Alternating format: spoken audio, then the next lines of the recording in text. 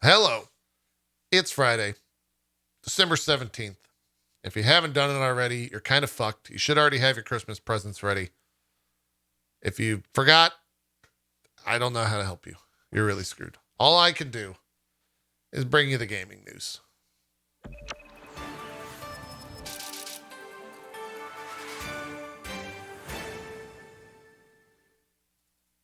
So that's what we're going to do. Okay. We do have a little bit of gaming news. There are things happening. Like that Final Fantasy VII Remake PC port launched yesterday. I got a code for it. I have not jumped in yet. However, Digital Foundry and I think a couple of streamers as well, but specifically Digital Foundry is saying it's, quote, terrible. We have some footage of it. This is running at a 3090 with a 10900K at 1080p. And apparently it's a mess. I thought there was going to be a video, but yeah. Apparently it sucks. So yeah, it's not good. Buyer beware. It's like $70 right now. But we were also talking about it prior to this. Sony or Square doesn't have the best history when it comes to porting their games to the PC. Kingdom Hearts, when it first came over, also kind of sucked. I would assume they're going to patch it though, because I think Kingdom Hearts is fine now. But you know, you kind of wish they hit that stuff right out of the gate on the first go. Hopefully they change it though. Hopefully they change it. We talked about S.T.A.L.K.E.R 2 adding NFTs to their game. Well, turns out after some thought and consideration yesterday, they put out this tweet. Dear Stalkers, we hear you. Based on the feedback we received, we've made a decision to cancel anything NFT related in S.T.A.L.K.E.R 2. The interest of our fans and players are the top priority for the team. We're making this game for you to enjoy, whatever the cost is. If you care, we care too. With love, GSC Game World Team. Now, first, I don't know if I would ever start a apology message with Dear Stalkers. You know, it doesn't, I don't, it's, maybe you don't want to talk to them. Maybe you shouldn't have a conversation with those people. I don't know. I'm just saying. I also saw a lot of people like applauding S.T.A.L.K.E.R for like the devs for like taking it out. It's like, no, don't applaud them for taking it out. They put it in to begin with. What do you mean? And the other thing that's also interesting, the whole point of them having NFTs in the game could have been done without any NFT involvement. The thing that they were doing, you don't even need NFTs to do that. You could just do that. So the whole thing's a little bit bizarre. NFTs are weird. That's my stance. We've seen the industry over the past week, really the past couple of months, but past like 2 or 3 weeks, there's definitely been a bunch of different statements out there. Phil Spencer said that, what was his direct quote? Let's see what his direct quote is. What did he say? Spencer said,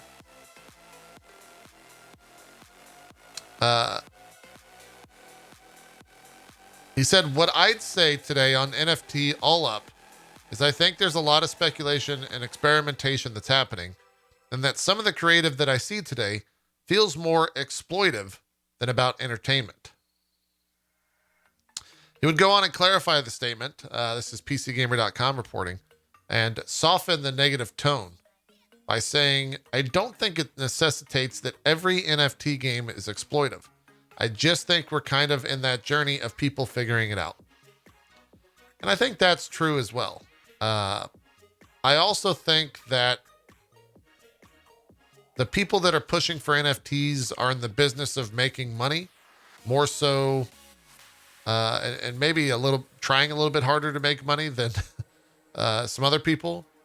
And so kind of like with MTX, I think we're just going to see more NFTs as time goes on, unfortunately, but it's just kind of how it is.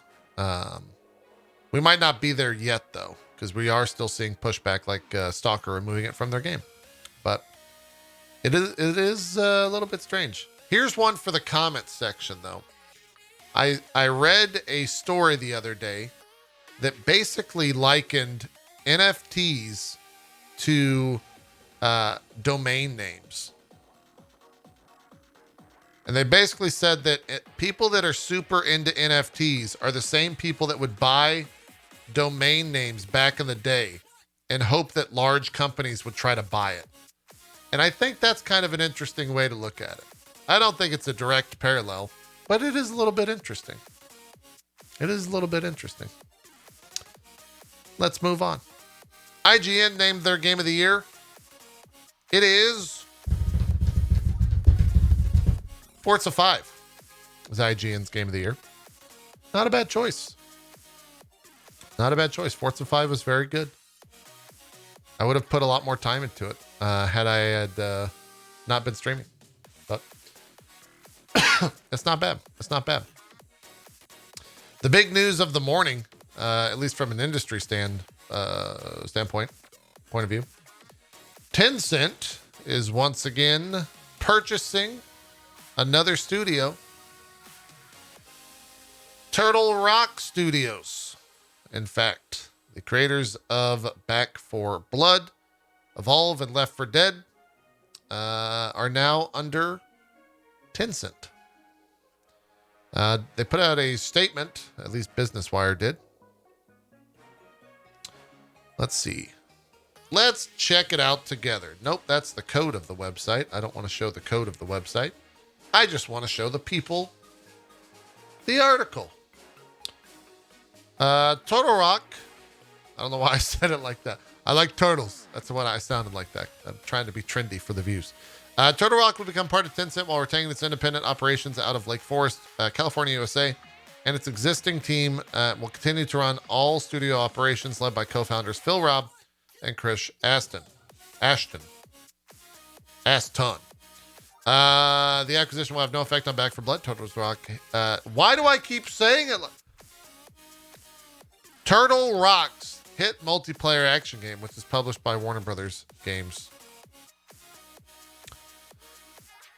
We're looking forward to joining the Tencent family of studios, said Steve Goldstein, president and general manager of Turtle Rock Studios. Tencent's outstanding partners, global reach, deep knowledge of gaming, and unprecedented support help us create the kinds of ambitious games we dream of, which allowing us to retain our autonomy and independent spirit. I mean, here's the thing. Oh, this is kind of interesting. Juno Capital Partners represented Total... God damn it! As M&A and strategic advisor. CAA represented Turtle Rock as its talent agency. And Stradling, Yoka Carlson, and Roth and Cabello Law acted as legal... Who the fuck? So wait, what is that? Is that... What? So what's the... Hold on. Let's take a break from this news story. Stradling Law. Apparently they're huge. I don't know. That's a big deal though. Anyways, I don't necessarily think this is like all doom and gloom. I think Tencent owns a ton of different games that I play, and it hasn't really impacted anything one way or the other. So that started with, Grinding Gear Games with Path of Exile, League of Legends. Obviously, they have a huge stake in that.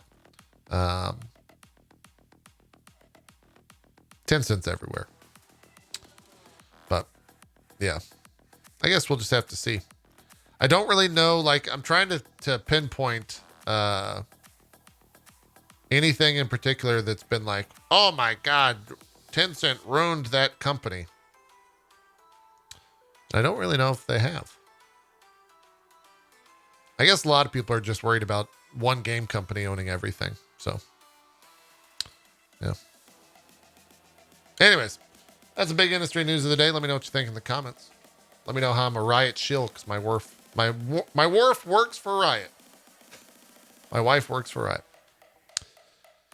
What else do we got? DNF Duel announced rollback as their beta is going to be hitting, I think, later tonight. We've been watching a handful of the character trailers.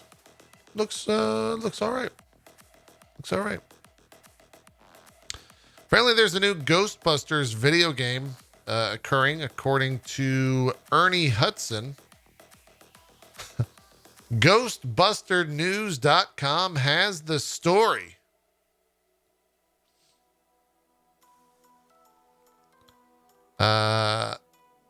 Game developer Ilphonic is apparently working on it. Past weekend at the Celebrity Fan Fest in San Antonio, Texas, Ghostbusters star Ernie Hudson was a special guest. Attractions included a variety of Ghostbuster-themed happenings, such as the Afterlife screening, and a Q&A, which unexpectedly gave us a bit more insight into the upcoming video game. When asked if he would take part in another Ghostbusters video game, Hudson said, "I just got an email because we're doing another video game. They're scheduling it now to do the recording, and I'm not too sure who's going to do it. I know me and Dan Aykroyd, I think. I'm not sure about Bill Murray. We'll be doing anything on it. So there will be another video game. When they'll bring it out, I don't know, but it's definitely happening. I don't know if you should have done that." Ilphonic has done multiplayer horror games. I see. IGN posted up this story. Moving on, by the way. Oh, okay. So that's where they got the data. The headline was that Resident Evil Village was the most completed game of 2021, with Metroid Dread following closely in second, and Ratchet and Clank in third. Jumping into the article over on IGN.com, this is coming from the website How Long to Beat. If you go to How Long to Beat on Resident Evil Village, completing the game has 1.8 thousand playstyles.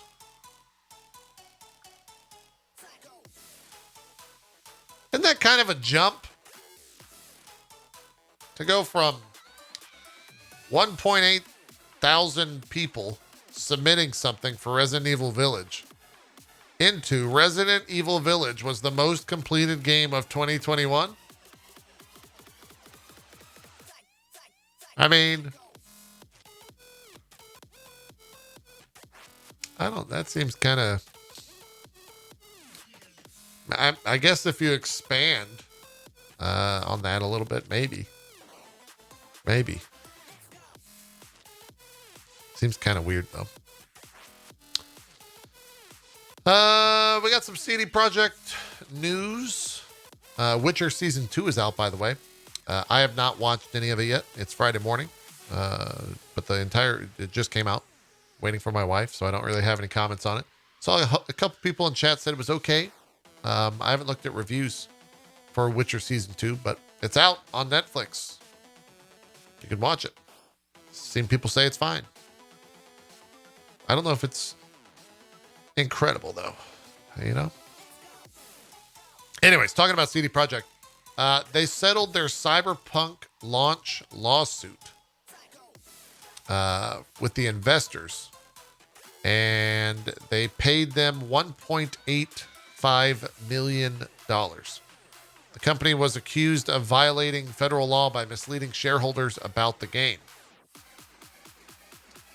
VideoGameChronicles.com Chronicle.com says, according to the term sheet, Members of the class, including the plaintiffs, shall relinquish any and all claims against the company and members of its management board.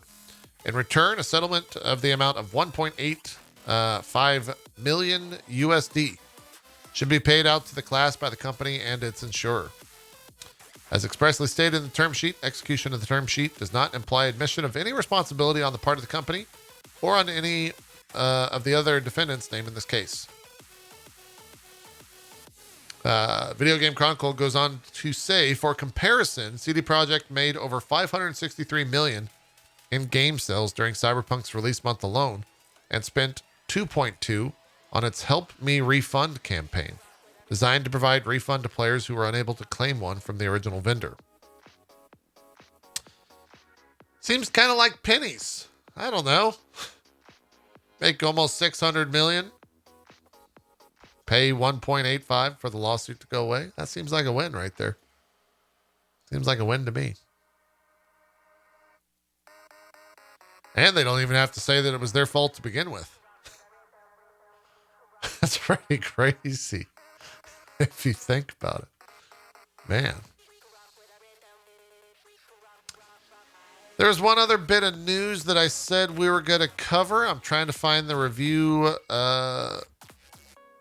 thing for it. That was, of course, for The Gunk, which was one of the really only big releases of the week. Came out on Game Pass. It's got about 9 reviews right now. Currently sitting at a 63%. Oh, no, it's got... Okay, they stopped updating the thread. As we jump over to the Open Critic. Got about... It seems middling. It seems okay. Couple 7s. Seems all right. The Gunk is a simple little platformer. Adventure full of malicious messes that are plenty fun to clean up, according to IGN. Game Informer said, nothing here will surprise seasoned gamers, but The Gunk has enough diverting action and puzzle solving in its brief runtime to keep players' attention. I did hear that it's about 5 to 8 hours long. So. And then let's do one here. One more. Eurogamer says, Rewild. What? Rewild an alien game in this elegant and thoughtful... What? Rewild an alien world in this elegant and thoughtful game. The fuck does that mean? Fuck that headline. We're going to another one. The Sixth Axis. The Gunk is an entertaining adventure with a message about pollution and industrialization with a likable protagonist. The pacing is a little drawn out towards the end of the 6 to 7 hour journey. There's a great visual style and enjoyable game to experience. You know what it sounds like? It sounds like The Gunk is a great Game Pass experience. Wait, Battlefield really is at 65? Damn. Damn. Wild. Wild. All right, chat, it's that time.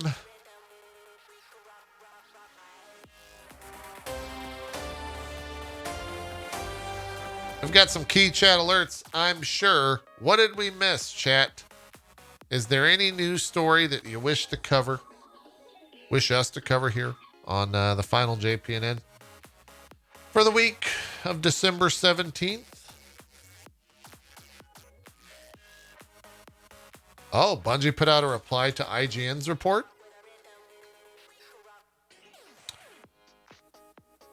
Oh, it was in their This Week at Bungie.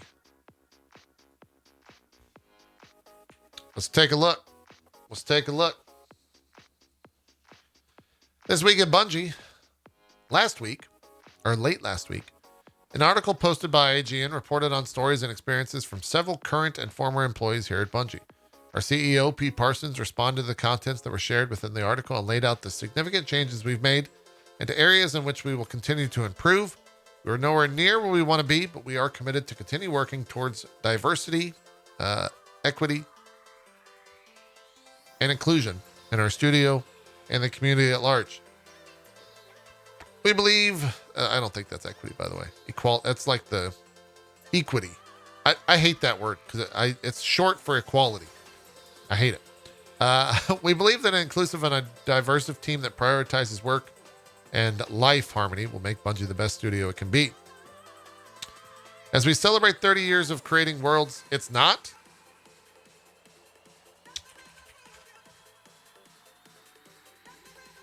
Equity is the quality of being fair and impartial. Equity. Equity. Okay. It's also the value of shares issued by a company. Let's move on. It's also important to recognize and own our mistakes. Any good we've done can be leveraged to explain away or justify the people who were hurt by inaction. We learn from our past, not brush it aside. We have to do and be better. Thank you to all the brave individuals who helped shed light on these instances of mistreatment. Since the publishing of the IGN article, we have heard additional stories of poor experiences at Bungie. We intend to investigate all future incidents should new information come to light. Thank you for your support over the past 30 years. Here's to 30 years more. Oh, yeah, I totally forgot they're like celebrating 30 years of Bungie over there, right? Huh. You can read more over at the Bungie.net this week at Bungie Post if you want to. But, you know, kind of, yeah. It is what it is, I suppose. We didn't cover it, but yesterday, or really, I think it was Wednesday evening, Final Fantasy is too fucking successful. That game continues to be too goddamn good for their own good. So they shut it down. They're no longer selling it. And they replaced the login screen with this, chat. So when you log into Final Fantasy, this is what you get. It's a wild, wild thing to see. But, yeah. You just can't, you can't log in. It's unfortunate. It's unfortunate. But no, in all honesty, you actually cannot play that game if you don't already have a subscription to it. You can't buy it, and they're trying to work on the systems to make it so that you can. But kind of wild, they just turned off sales to that game. A little bit strange. So, anyways, I think that's it for the news, chat. Going once, going twice.